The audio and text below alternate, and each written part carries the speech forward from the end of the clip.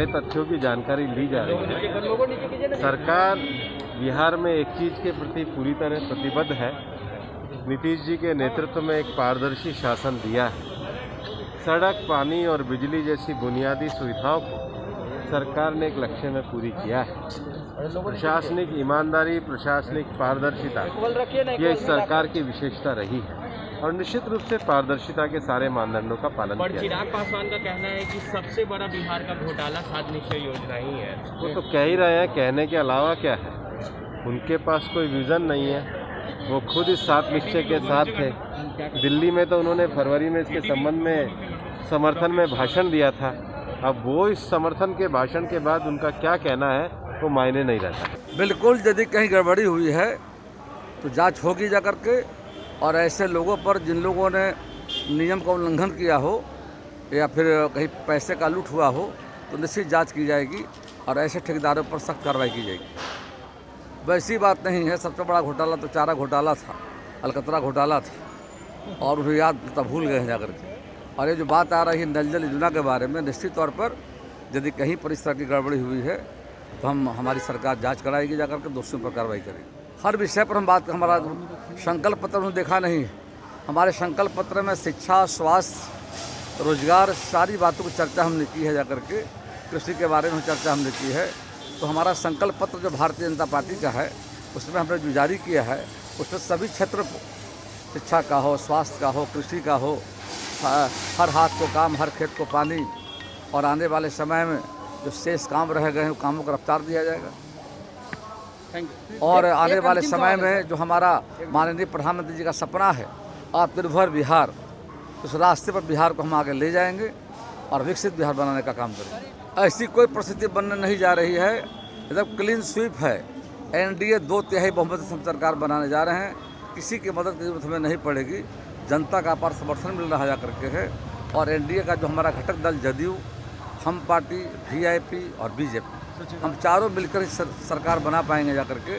हमें किसी की मदद की जरूरत नहीं पड़ेगी। 161 से ऊपर हम जा रहे हैं। 2/3 बहुमत हम लाने जा रहे हैं। चिराग पासवान ने कहा है कि मुंगेर की जो घटना हुई है उसके पीछे नीतीश कुमार की। मुंगेर की घटना में जो बातें आई है उस पर कार्रवाई की गई है। चुनाव आयोग ने भी डीएम और एसपी को हटाने का काम किया है। वैसे और पहले हटाना चाहिए था। मामला काफ़ी गंभीर है और पुलिस का जो भूमिका रही है काफ़ी दुखद है। और पुलिस की जो कार्रवाई की निंदा करते हैं जाकर के, और जल्दी ही जांच करा करके दोषी पुलिस पदाधिकारियों पर कार्रवाई करने का हम चुनाव आयोग से मांग करते हैं। देखिए,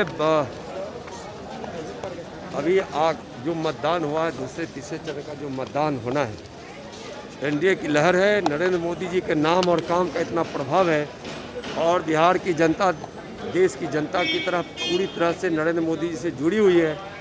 और बिहार में नीतीश जी ने जो विकास का काम किया हुआ है वह जन जन तक पहुंचा है। एनडीए 2/3 बहुमत। बहुत पैमाने पे भ्रष्टाचार हुआ है नीतीश जी के राज में, बीजेपी के राज में।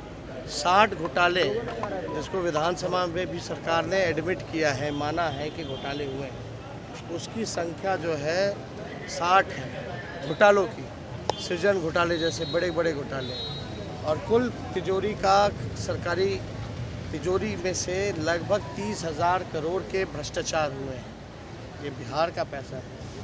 और आप लोगों ने भी देखा कई जगह तो फाइलें भी जो है इन लोगों ने जलवा दिया। सचिवालय में फाइलें भी जली हैं। अब तो छापे पड़ रहे हैं, लेकिन नीतीश जी के राज में केवल और केवल भ्रष्टाचार बढ़ा है।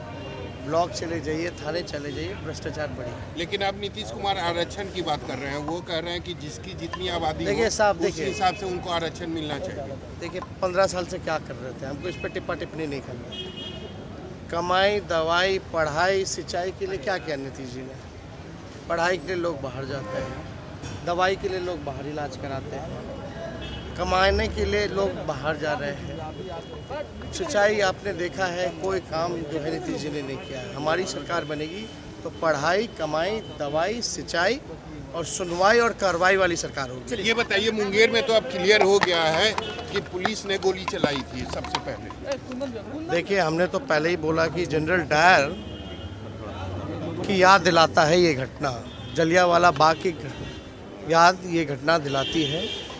और हम तो कुछ कहेंगे नहीं, लेकिन आप भी जानते हैं वहाँ जो पुलिस प्रशासन में जो लोग थे जेडीयू के एक बड़े नेता के घर के ही हैं, तो हमको उस पर टिप्पा टिप्पणी नहीं करना। इतनी निंदनीय घटना है, जितना भी इसका खंडन किया जाए वो कम है। हमारी सरकार बनेगी तो उन परिजनों को इंसाफ दिलाएंगे।